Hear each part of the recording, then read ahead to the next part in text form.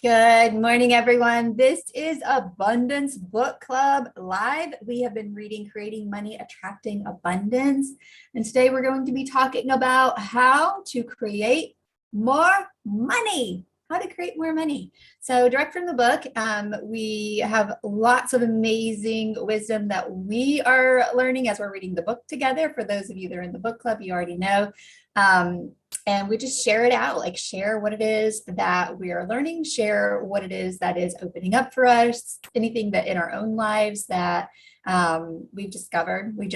It's a big time to just connect and learn and grow together. So if you're not in the book club, jump in and join us. We have a Facebook group where we are together and making.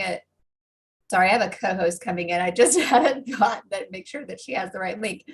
Anyway, come join us in the Facebook group. It's a lot of fun. We play games in there. We have a networking. So for entrepreneurs that are looking to connect with other spirit-led entrepreneurs, it is a phenomenal place to do that. So I'll have the link in the comments for you if you'd like to jump into that. And if you haven't subscribed, subscribe. We have a lot of fun here every morning, Monday through Friday at 10 a.m. Eastern time. So today we are on page 228. So page 228 is where we are.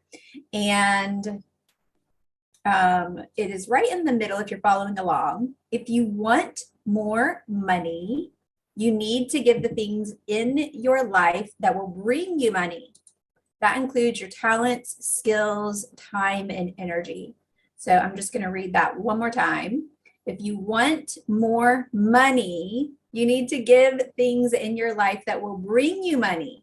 That includes your talents, skills, time, and energy. And that might seem intuitive, like that might seem like something that seems pretty obvious. But I think oftentimes, especially in the world of manifesting, attracting, and things like that, we forget that there's actually things to do. There's actually things to offer, and there's a difference that we get to make. Holly, you can jump in and join me whenever you are ready to do that.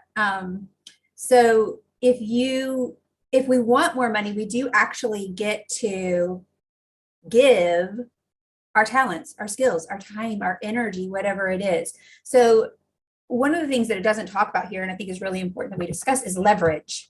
Right? If we're giving a skill and it's not making a difference and we're not getting a return on it, then maybe there's a different way that we need to deliver that skill. Maybe there's a different place to deliver that skill, a different way to deliver that skill. So it isn't necessarily doing more of what's not working.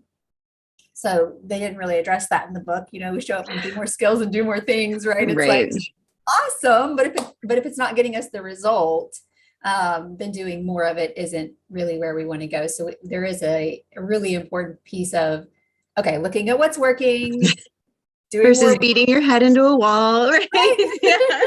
Exactly. And even as an entrepreneur, I've noticed, like, even the way I describe what I'm doing, and this is marketing and sales, and there's a whole world there to navigate. But even describing what I do, I can tell if I am describing it in a way where somebody goes, "Oh, tell me more about that." Or people are like, "Oh, cool." And then they move on, right? Like they move on to the subject. So paying attention to those little things is really important. And I love that they say, like, show up and give, make a difference, give your skills, give your talents, all of those things.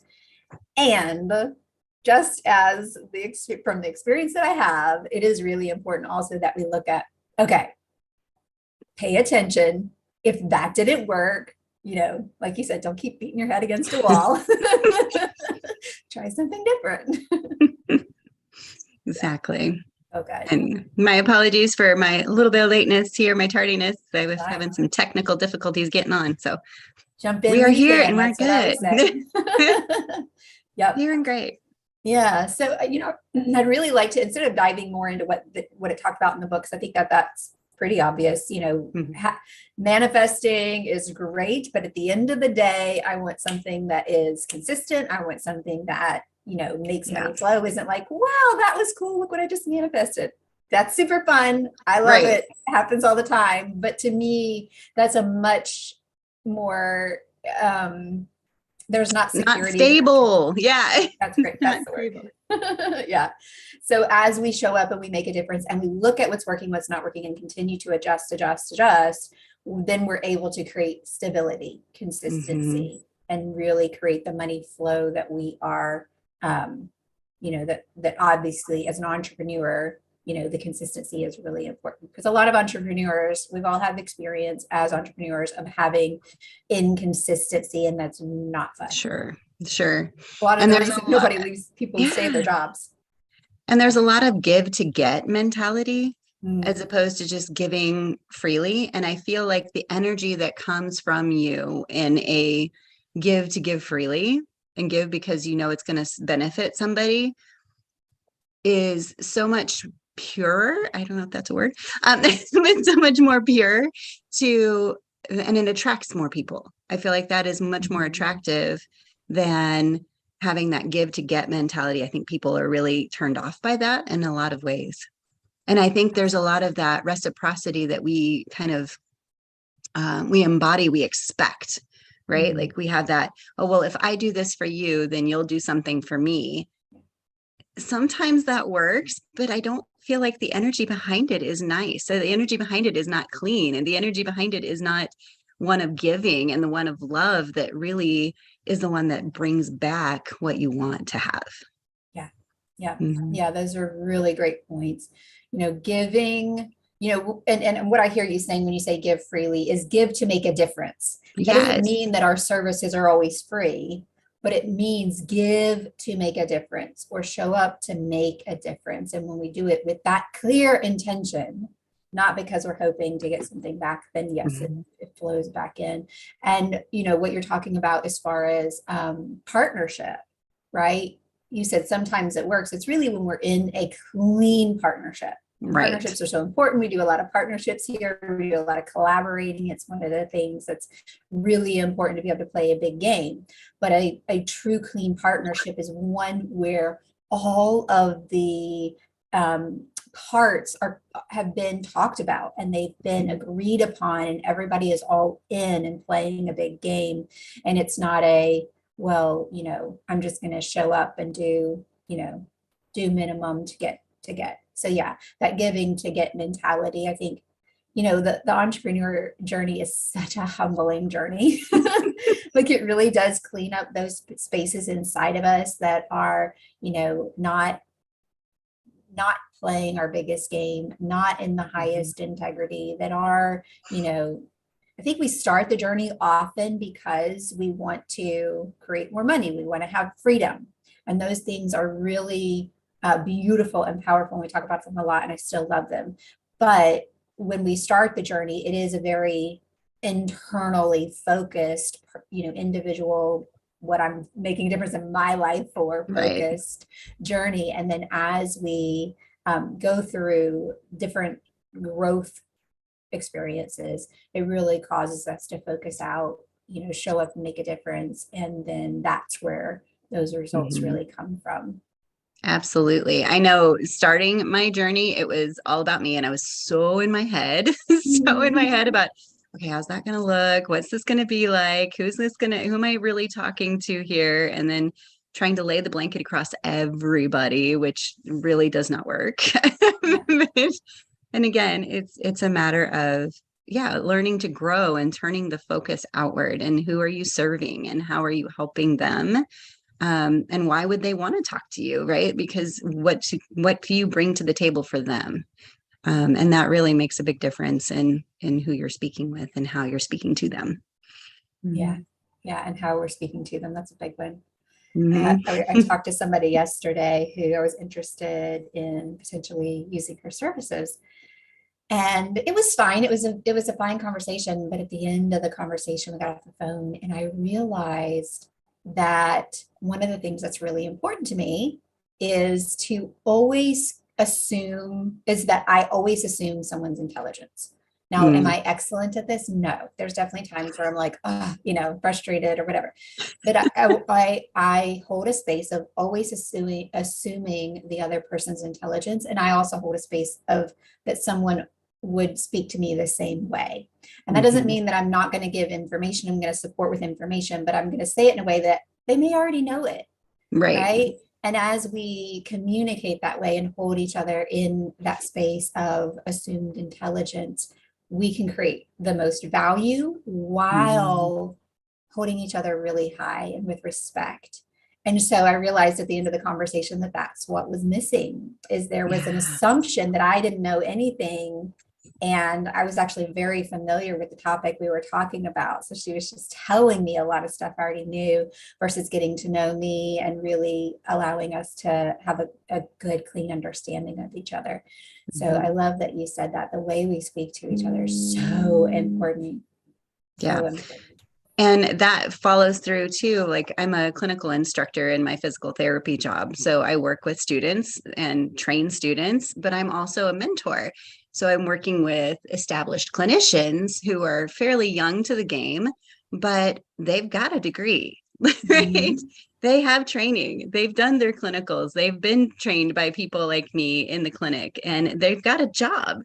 So I can't go in and assume that they don't know anything, right? Like I can't just go in there and act like that. And always holding that person a little bit higher, right? And saying, oh, okay, well, how about we try this? How about we try that?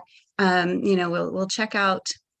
Maybe you didn't think about this, or have you tried? Have you looked at? Just things that to bring to attention, as opposed to making somebody wrong or making them feel inferior or making them feel like, oh, well, you're just a newbie, so you don't know this yet. Right. So, Yeah. and a lot of times I'll explain things in front of students with my patients and be like, I'll ask my student a question and then I'll flat out tell my patient, and she shouldn't know this unless her program's really advanced, because I didn't learn it until I was out of school for like 5 years. So it's like I'm giving them that cushion of, if she knows this, holy cow, they've really advanced, as opposed Mhm. to, she really shouldn't know this. And I'm going to give her that answer eventually, but I want her to think this through and making it a clinical pearl for her to remember and to learn. So, and Yeah. obviously you talk to your student and you learn about what their pathway is and what their comfort level is. If they don't want to look like that in front of a patient, you're not going to do that to them, right? If Yeah. they're open to that kind of feedback, then that's how you can give it. So it's Yeah. it's I'll a say also pat as a down in the beginning. parent, one of the things that's really important to me as a parent is that I'm also doing the same thing for my children. I think a lot of Mm-hmm. times parents disrespect their children, but then want respect from their Yeah. children. And I've always told my children, because there's been a couple of times that both of them have spoken to me in a way that was disrespectful. And I've Mm, said to them, I always treat you with respect and you will do the same for me. And I do. I've always talked to them like an adult, not mhm. assuming they know everything, certainly supporting them, but with the respect of them as a human being. And I always have said, I'm raising adults. I'm not raising children. We say we're raising children. We're not. We're raising adults. So as Mhm. we, hold each other all in that space of respect, really, it, comes back to that valuing and respecting. And I think we talked about this topic a little bit a week ago, but we're really going deep into it. So, so important. Mhm. Yeah. I love that you Absolutely. pulled And that it's through. funny, I was literally just having a conversation with one of our patients about how smart our kids are, how much they know, that we don't give them credit for. Like So we just true. don't give them enough credit for knowing how much they know. Yep. Yep. They'll blow your Absolutely. minds. Yeah, they do. They do. All right, let's have the next topic, which is another one of my favorites. It's from just the page over. While you want to give freely and generously to people, you also want to give to people in a way that truly serves their higher good. When you give money to people, be clear that you are giving money to create their prosperity, not to bail them out of a reoccurring situation. So we Mm, talk about generosity. Generosity is important, how we give, and that 100% believe when we give, it comes back to us. And I also am a big believer in creating the highest value proposition. And I know that if I'm driving down the road and there's a homeless person asking for money and I hand them that money, they have the skill set that got them in the situation that they're in. And mhm. all I'm doing is feeding the problem. Whereas if I go, okay, there's a shelter, they are supporting people with getting on their feet and getting the skills, and I give the money there.